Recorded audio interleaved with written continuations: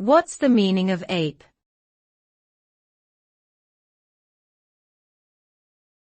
Ape.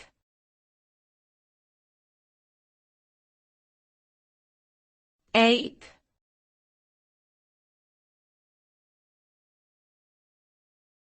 Ape.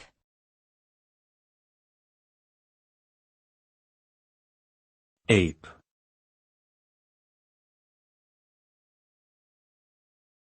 Ape.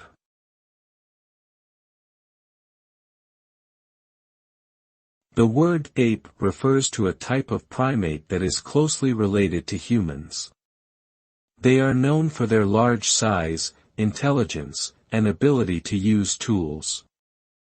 Apes are found in Africa and Asia, and include species such as gorillas, chimpanzees, and orangutans. They have opposable thumbs, which allow them to manipulate objects, and they are capable of complex social behavior.